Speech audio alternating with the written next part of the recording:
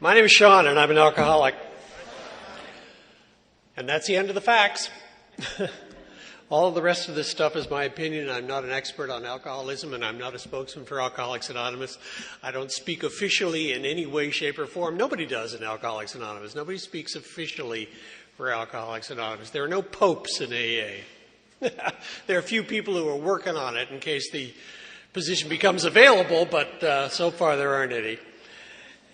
That's the wonderful thing about Alcoholics Anonymous is that we get to work this program however we get to work it. So it's Sunday morning, and I'm the guy in the tie, so here we go.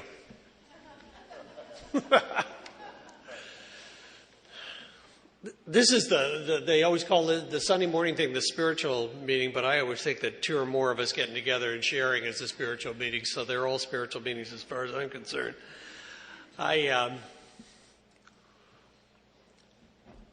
The thing that's terrific about Alcoholics Anonymous is, like I said, there's nothing official. You don't have to do anything in Alcoholics Anonymous.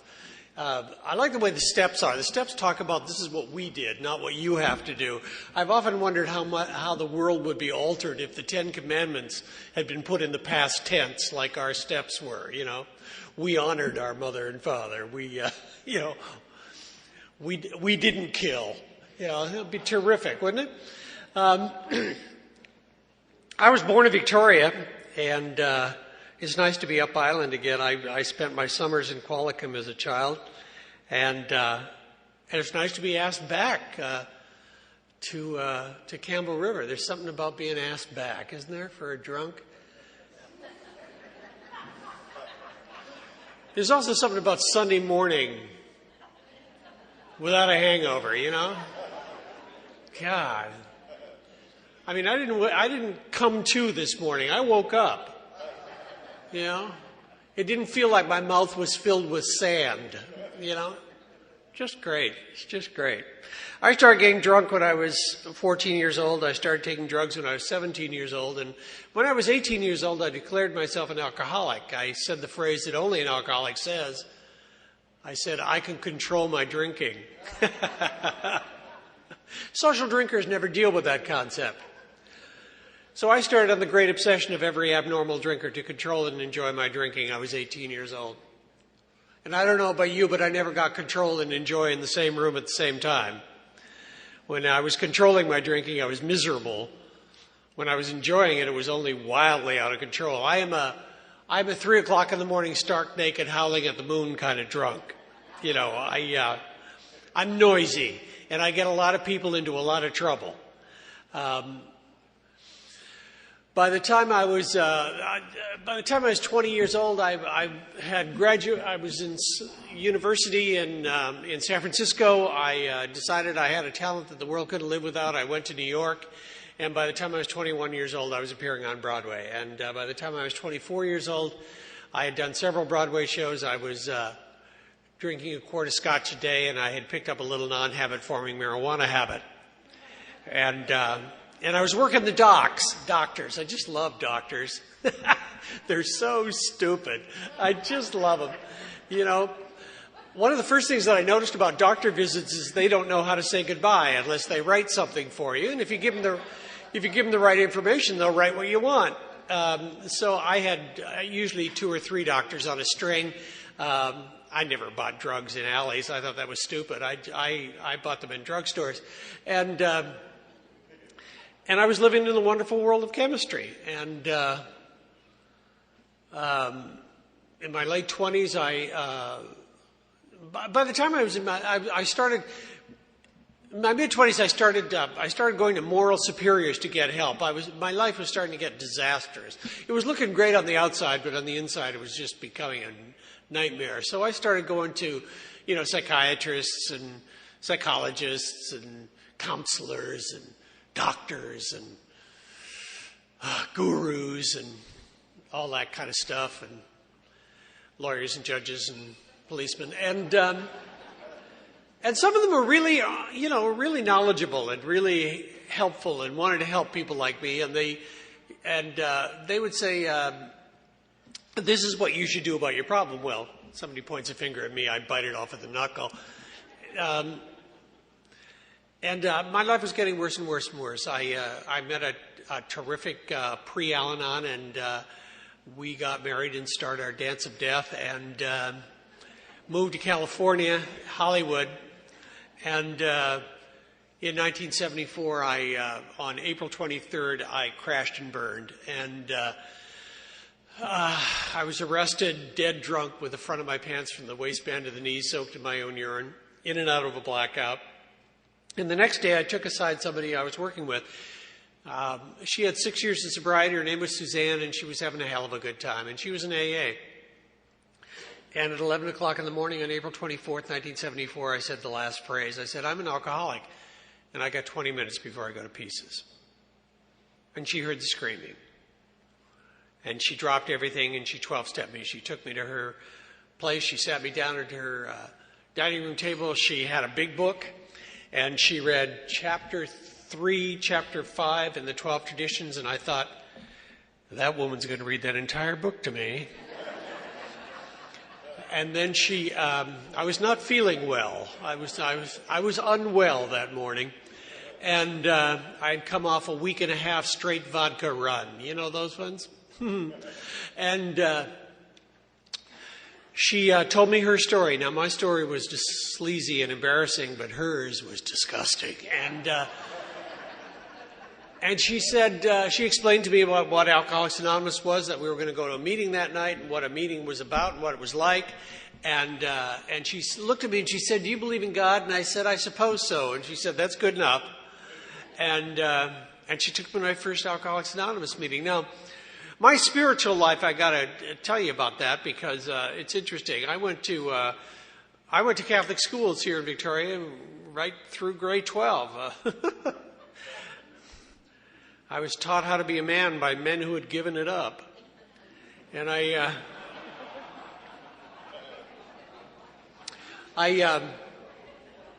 went to St. Louis College. I was taught by the Christian Brothers of Ireland. I remember listening to CBC, and there was a native guy talking about residential schools. He was talking about all the abuse that was going on. I was going, wait a minute, he must have gone to the same school I went to. You know, those Catholic schools are really swell. And I was an altar boy, and I learned the Mass in Latin and all that kind of stuff. And you know, the problem with me is that I can't hear right.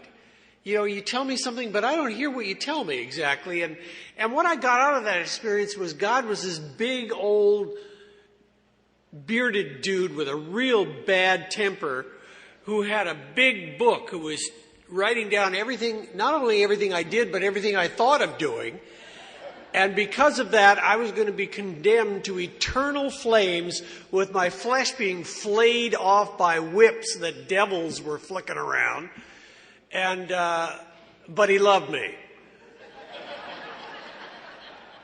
And I don't know, I had a little trouble with that concept. You know, I didn't get it. And so I just kind of gave up on that religion. I kind of gave up on religion altogether. And by the time I arrived in Alcoholics Anonymous, my spiritual life consisted of those two alcoholic prayers. The first one is, "Dear God, get me out of this and I'll never do it again." And the second alcoholic prayer is, "Whew." And that was my entire spiritual life. I mean, that was it. So when she said, "Do you believe in God?" it was a kind of dim concept to me. But the thing that she said to me that got me into Alcoholics Anonymous, it was like a carrot in front of a donkey. She said, if you're willing to stay sober and work the 12 steps, you can make a 180-degree turn as a human being. Now, I don't know about how you felt when you first got into Alcoholics Anonymous, but by the time I arrived in Alcoholics Anonymous, I hated every square inch of myself. As far as I was concerned, I was a waste of skin. And the idea of being somebody totally different was dazzling to me. And that kind of led me in here. I went to my first AA meeting in Hollywood, California. They're big, huge meetings. The first meeting I went to was 400 people. Most every meeting that I went to were large speaker meetings. There were 400 and 500 people.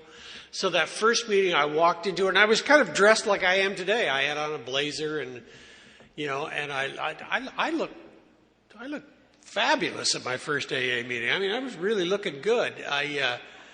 There were a couple of things that were going on that I had forgotten about and wasn't aware of. One of them was I had been drinking straight vodka for a week and a half, and it was a rather warm April night, so I had a lot of lemon lime cologne on, and I smelled like a gimlet. And then the other thing that was going on was that I had newcomer eyes. Now, the only place I've ever seen eyes like that, other than a newcomer in AA, are on a dog loose on a freeway. I was terrified. I did not know what you were going to do. I just, she had explained it, but I knew there was something else going on. You were, oh my God, you were friendly. It was like being dropped into a shark tank. I've never seen so many teeth coming at me in my life. God,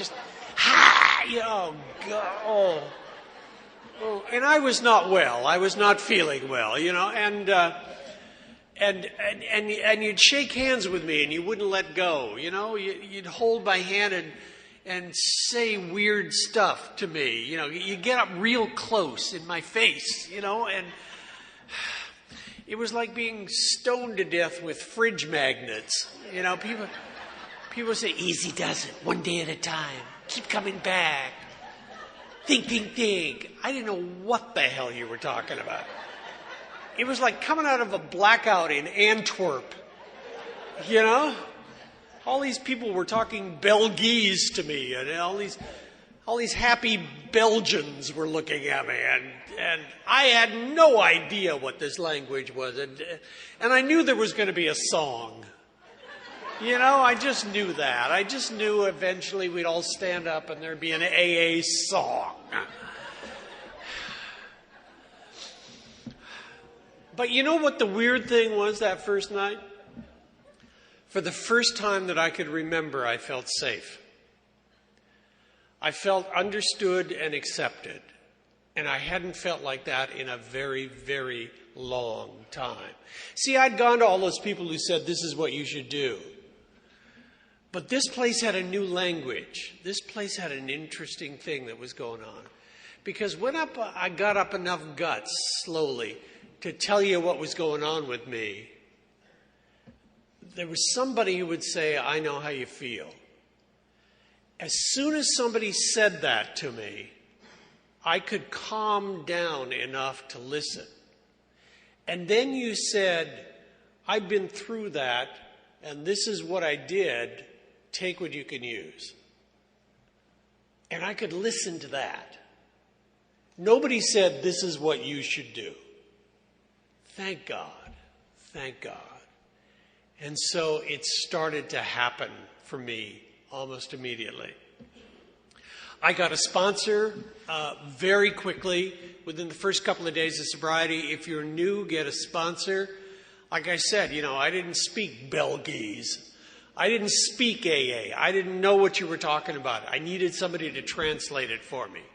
Somebody to guide me through this sobriety thing, because I don't know, it doesn't matter whether you come from Skid Row or Skid Place or Skid Crescent or Skid Avenue. It just absolutely doesn't matter how you get here.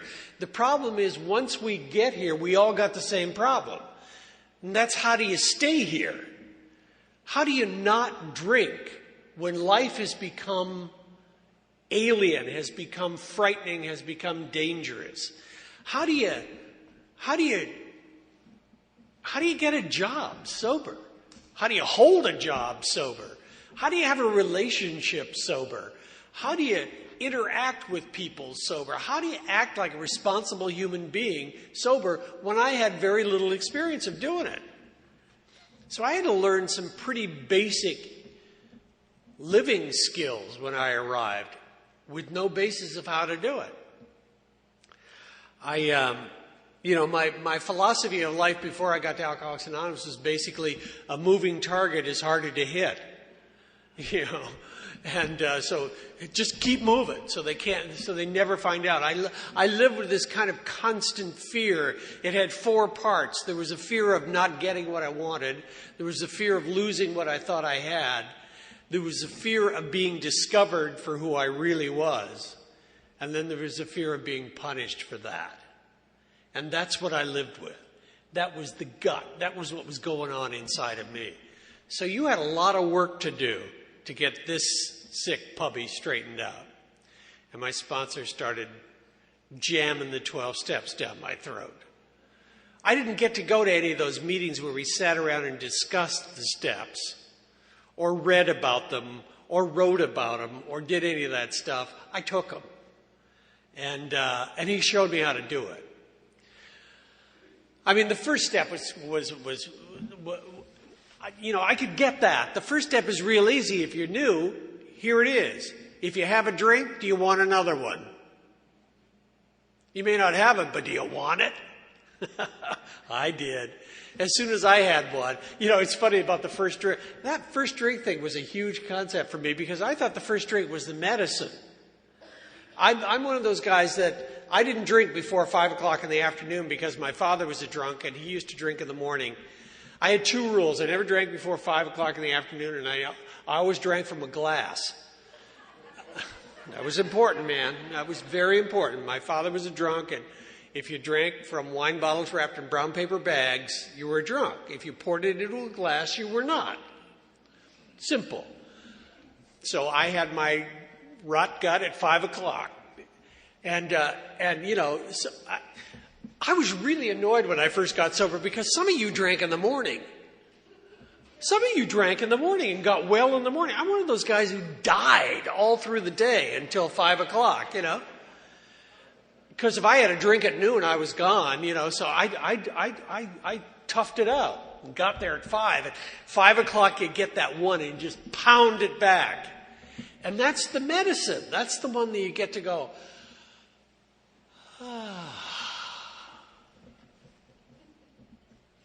maybe I'll have a drink. Nah. Well, maybe later. Oh, the hell with it. Bam. Bam.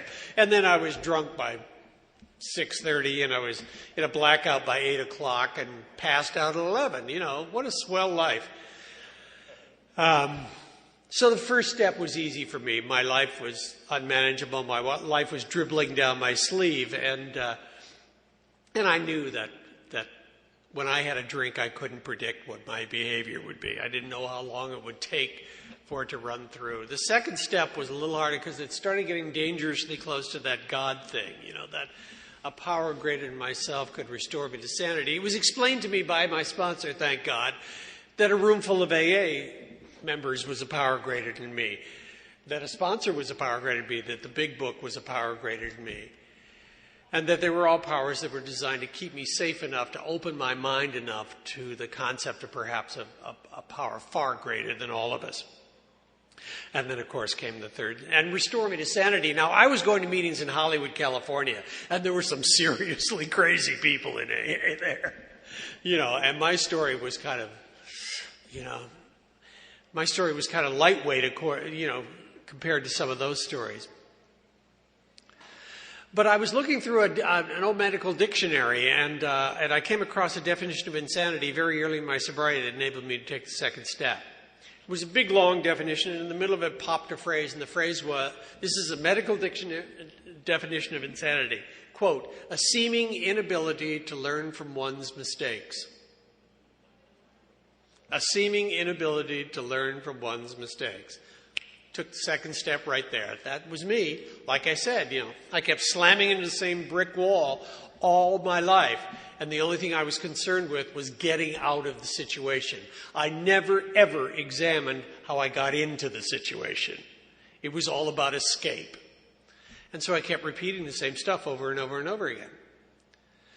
Then the third step is that I made a decision to turn my will and my life over to God as I understand God. I told you how I understood God, so I was a little nervous about that step. But what it was explained to me was that step was a decision step. And the decision was that in that third step, I would make a decision to turn my life in a direction toward living according to spiritual principles. It's a little like this. If I decide to buy a house, I don't suddenly have the key to the front door. If I decide to buy a house, what I do is I either go on the internet or I get a newspaper and I find a realtor. And then I go out with a realtor, we look at a bunch of houses, and eventually I find a house that I like and I make an offer, and there's a counter offer, another offer, and a counter offer, and we eventually agree on a price.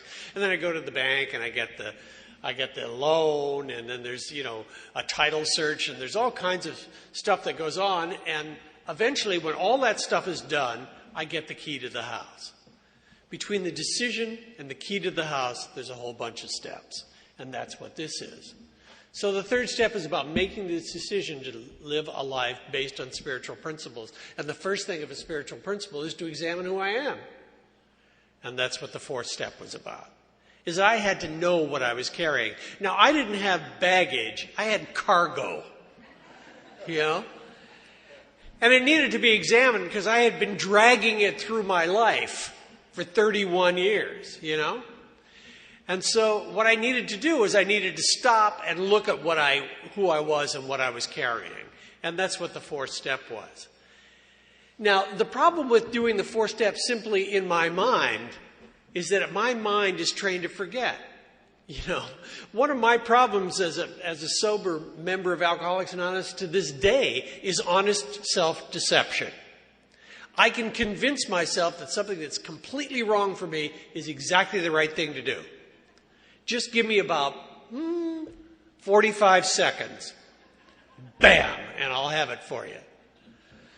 So what I needed to do was I needed to share this stuff with another human being because I believe one of the odysseys and one of the things that we desperately need as alcoholics is we desperately need to have at least one person in our lives who knows us completely. I was an alien. I was an unwelcome guest. I was an outlaw. I was a stranger all my life. There was never anyone who had the complete story.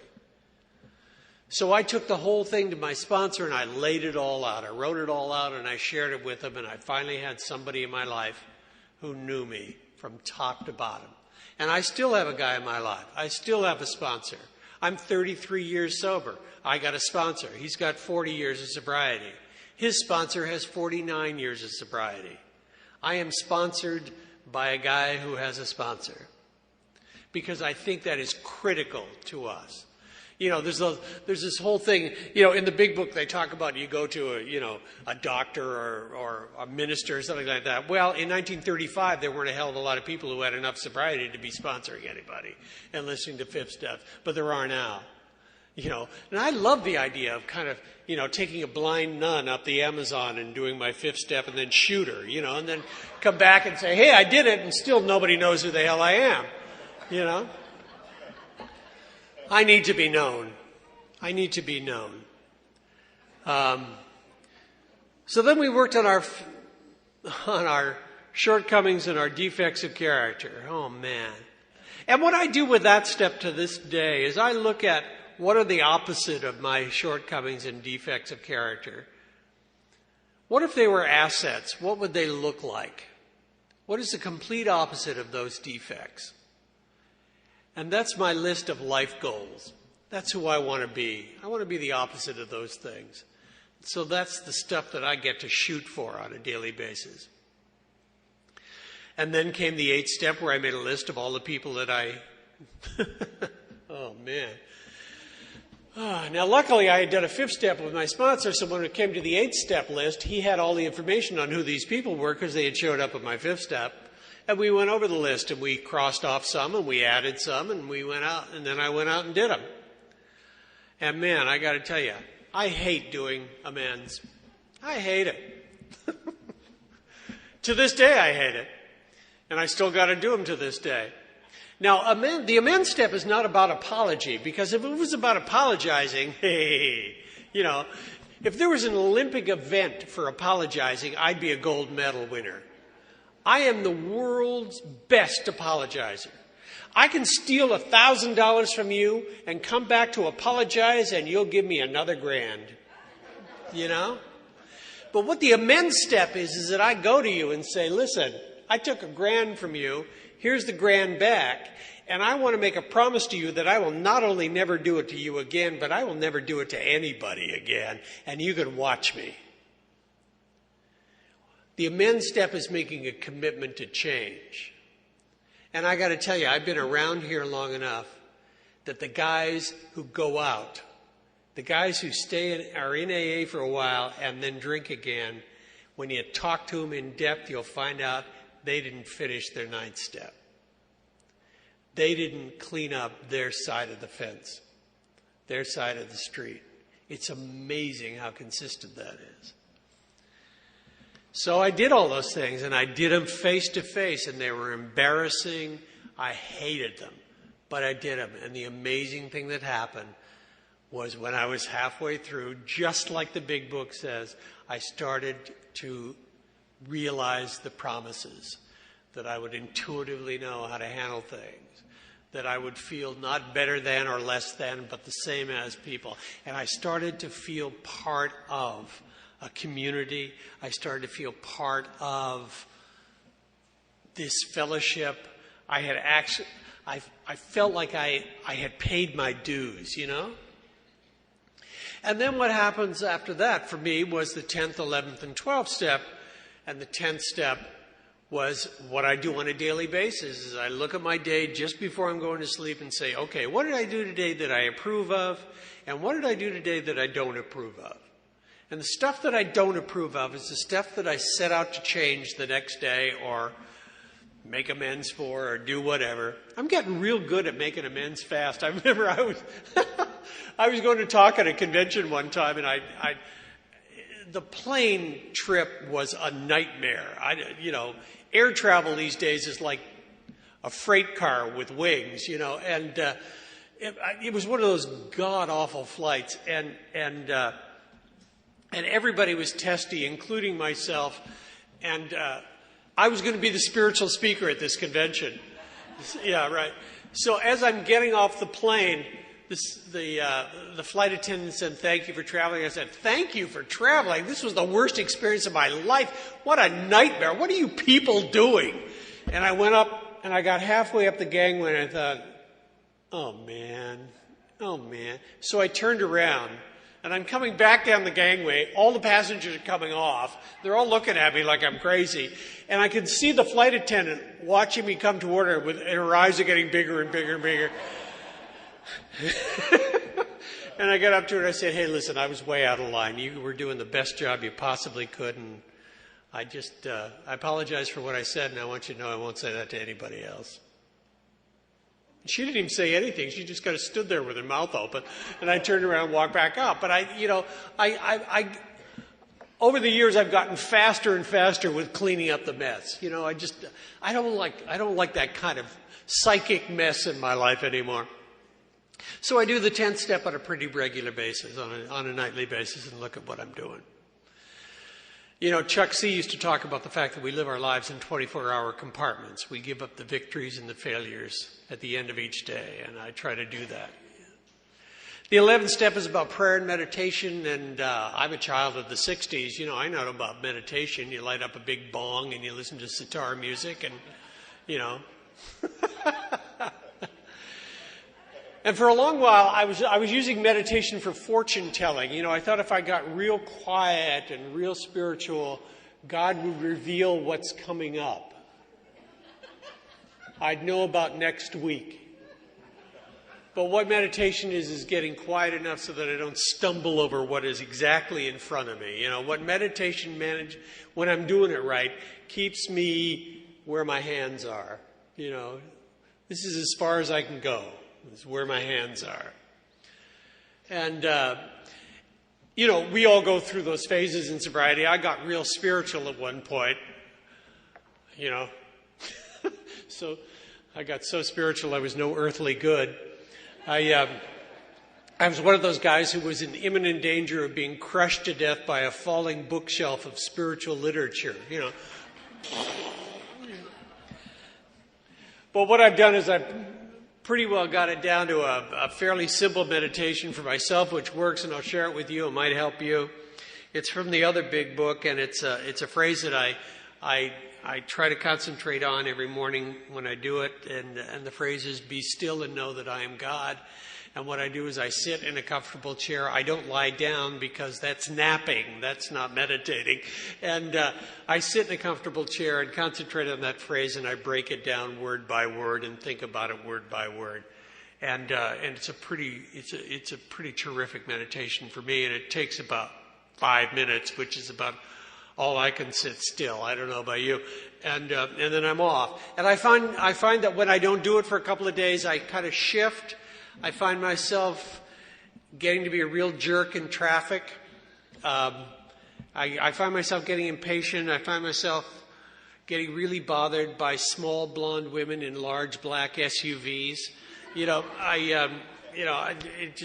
gets crazy. And then the 12th step is a 3-part step for me that it's really important for me, is that having had a spiritual awakening as a result of these steps. And I believe that I have had a spiritual awakening. Now, I was hoping for a spiritual experience. I was hoping to have the wind blow up my butt, or, a burning bush, or something really, really big, big deal. My name in light bulbs. One of those kind of experiences. Sean, this is God. So far, he hasn't left a message on my answering machine. What has happened is what they talk about in the big book, the spiritual experience, the appendix, part 2, that evolutionary kind of thing, getting more and more comfortable with the idea of a power greater than me, a power that's working in my life, that the change in my life is being observed by you and understood by you long before I understand it. I can see the change in you, and because of that, I assume there's some change in me. And then I carry this message to alcoholics, not only the practicing ones, but the ones that are sober. Those of us who have been in the program for a long time, I keep waiting for the destination, I keep waiting for, I've been to enough meetings, I've worked the 12 steps long enough, I've sponsored enough guys, I've been of service, I've done all that kind of stuff. Where is the plateau with the lawn chair? Where I can just sit back and not have to do this anymore. I don't want to drink, I just don't want to work this hard, So far, I haven't found it. So far, I have to keep doing this stuff and carry the message. The wonderful thing about Alcoholics Anonymous is what this fellowship enables a bunch of us guys who are outlaws and strangers and aliens and unwelcome guests, is we start to be able to develop a sense of community. And it starts in AA, where we start interacting with all kinds of people. The wondrous thing about Alcoholics Anonymous is there's every class, there's every race, there's everything. I remember there was a meeting over in Horseshoe Bay that I went to it was a step meeting, and we were talking about the 3rd step. We were talking about God, and I looked around this room, and there were some Native American guys, there was a couple of Sikhs, there were some Chinese guys, there were a bunch of us Irish Catholic guys, and there was a black guy. I mean, everybody, all these people had all these incredible personal concepts of God. And I interrelate with people of all kinds.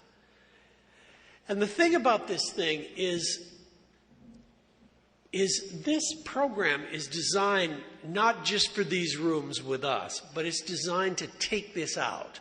And that's the 3rd step. To practice these principles in all our affairs, to step out of these rooms into the community, to take these principles into our jobs, to take it into our communities, to take it into traffic, to take it into our living rooms and our bedrooms and into our lives as fathers, as husbands, as mates, as partners, as all those things. And I've gotten involved I've been involved in AA for a long, long time, but I've also been involved in community in the place that I lived. I was for a couple of years, I was the president of the Chamber of Commerce in my community. I'm active in that community, and it's pretty interesting. Outside of these rooms, I'm known as a guy who doesn't drink. I'm not known as a guy who can't drink. I'm just known as a guy who doesn't drink. Oh, Sean doesn't drink. And occasionally, you're sitting at a civic dinner and there's a guy sitting next to you who's gone through his 5th glass of wine, and he says, man, I wish I could cut back on this. And you get to say, yeah, I know how you feel. Well, what do you mean? You don't drink. No, I don't drink. Well, did you used to? Oh, yeah. Did you drink a lot? Oh, yeah. A whole lot? Oh, a whole lot, yeah. Well, you don't drink anymore? No. Well, how'd you do that? Well, I'm an alcoholic. I go to Alcoholics Anonymous. Do you want to go tonight? You're an alcoholic? I mean, that's the great thing is when somebody is surprised that I'm an alcoholic. I love that. Because for years nobody was surprised at that.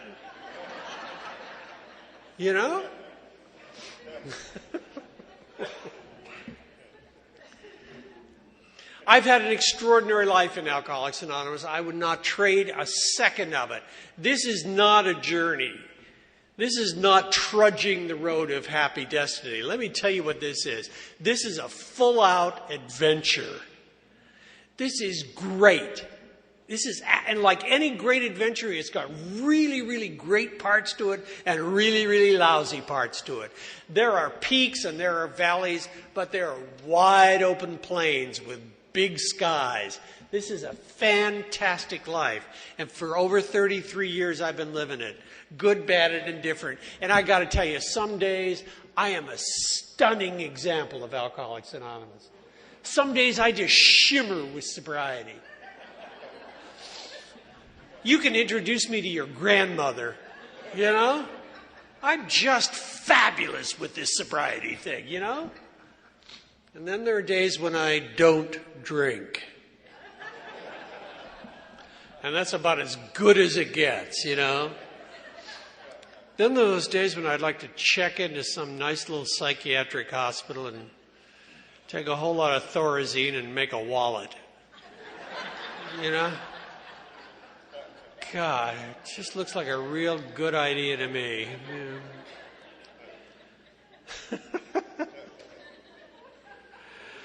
I gotta tell you, the latest adventure in my life is in February, my divorce was final. We decided not to wait until the children were dead. And so we separated a little over a year or so ago, and we had been together for 37 years. We had been married for 35, and it was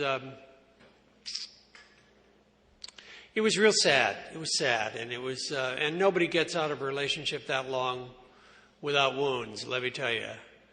Despite the fact that we did it with an enormous amount of dignity, and we really worked the program, and she talked to her Al-Anon sponsor a lot, and I talked to my AA sponsor a lot, and we made a commitment not to involve our daughter in it by making her choose sides or do any of that kind of stuff. We don't badmouth each other.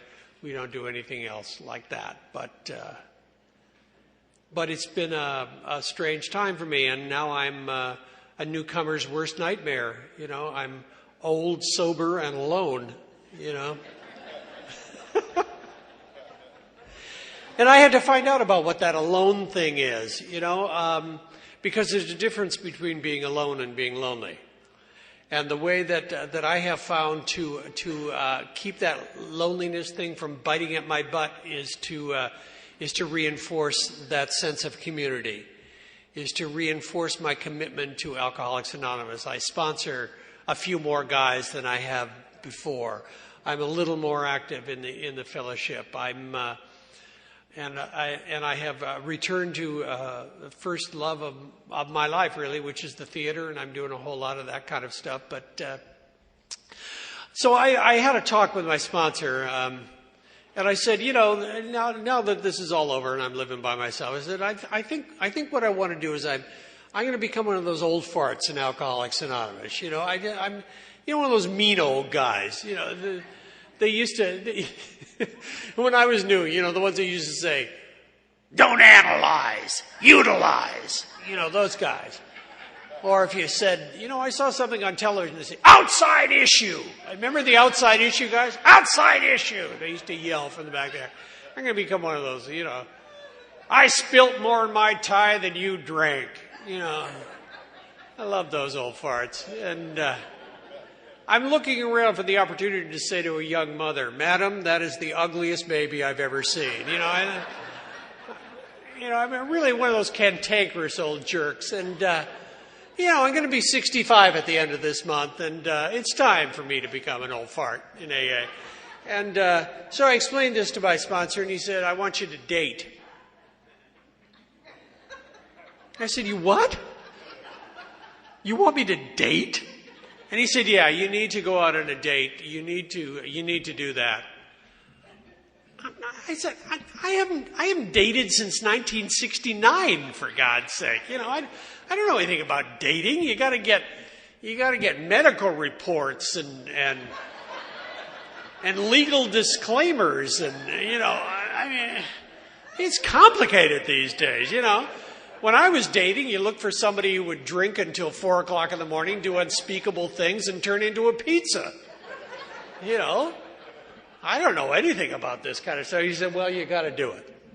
Oh, man, I don't. He said, So I was working on this project, and there was this kind of nice lady who was working on it. She was doing some marketing stuff, and kind of age appropriate. She wasn't in puberty. And, she was in her mid to late 50s, and an attractive lady. And so I had, we were working on this project. So I said, well, we had to go over some business stuff. And I said, well, let's grab a bite of lunch. So we grabbed a bite of lunch, and we talked about business. And briefly talked about, she was divorced with a grown daughter, and I'm divorced with a grown daughter. I walked her out to the parking lot. She got in her car. I got in my car, and we left. And I thought, I can call my sponsor. So before I could call her, 2 nights later, at about 3 o'clock in the morning, the phone rang, and I picked up the phone. It was her, dead drunk. Are you interested in me? And I said, not at the moment. But let's talk about it tomorrow. Well, luckily, she must have been in a blackout because she didn't remember calling me, and I didn't bring it up. And so I called my sponsor, and I said, hey, I did it. And he said, that's good. I see, my sponsor has Alzheimer's, so I thought he'd forget about it, but he doesn't. And so then I got to thinking, which is bad. I should never think, because I thought, what if this had been a real date? And what if this started getting kind of up close and personal, when I started dating at 14 years old, I started drinking. I have never been on a date sober.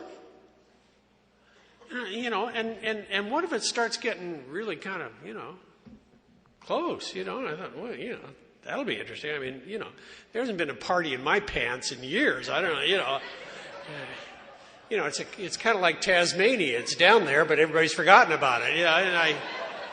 And I'm thinking, wow, what happens if it gets, I thought, well, there's those little blue pills, but I don't like the side effects of those things, bouncing down the street saying, good morning, please, or talking in tongues, or playing in an old rock and roll band in a garage. I mean, it sounds pretty awful to me. And I'm an alcoholic. I not only have not had a drink, I have had no mind-altering chemicals that affect me from the neck up. For 33 years, I don't know about mind-altering chemicals that affect you from the waist down. Because I'm alcoholic. If one of those things works, woo, wonder what 5 would do, Yeah. Start in those things. In 2 weeks, they find me dead in a gutter under my own tent.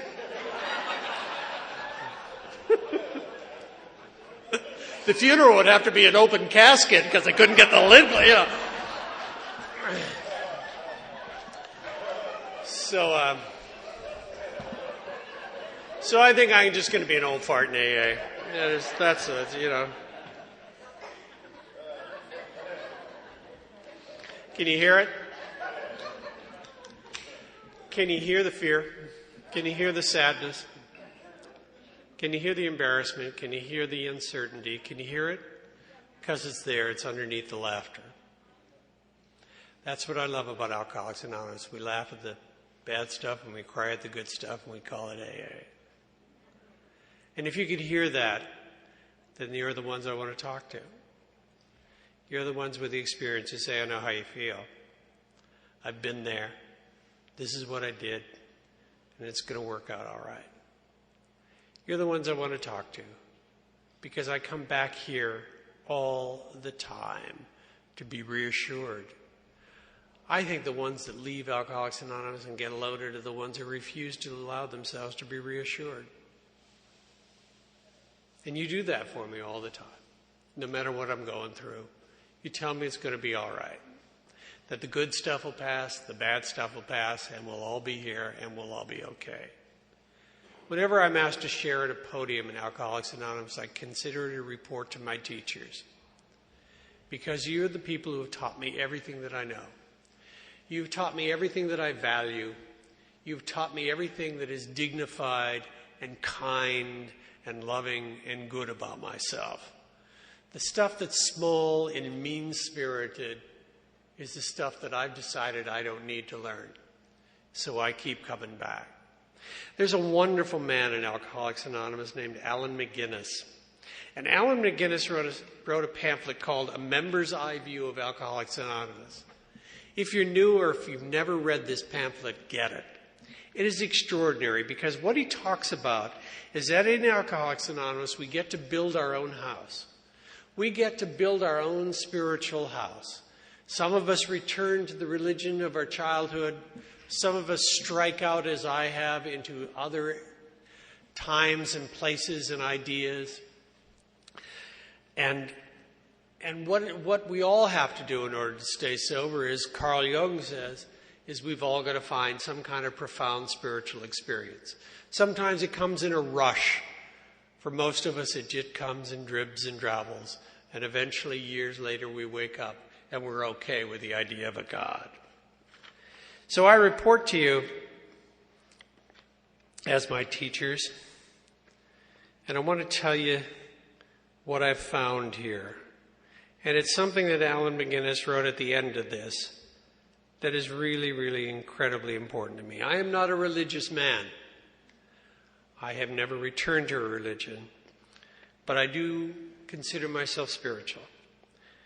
And this piece profoundly touches me. It talks about some Christian concepts, and if you're new, don't back up on that.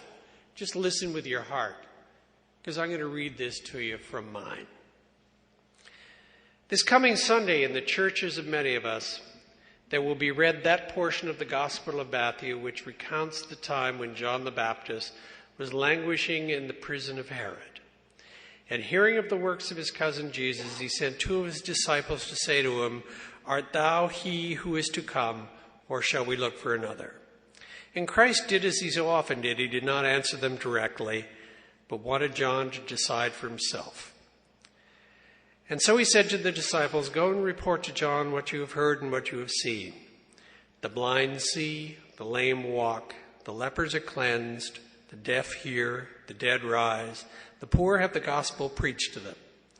Now, back in my childhood catechism days, I was taught that the poor in this instance did not mean only the poor in a material sense, but also meant the poor in spirit, those who burned with an inner hunger and an inner thirst. And that the word gospel meant quite literally the good news. I have trouble getting through this. More than 33 years ago, Suzanne maneuvered me into AA. Today, if she were to ask me, tell me, what did you find? I would say to her what I say to you now. I can tell you only what I have heard and seen.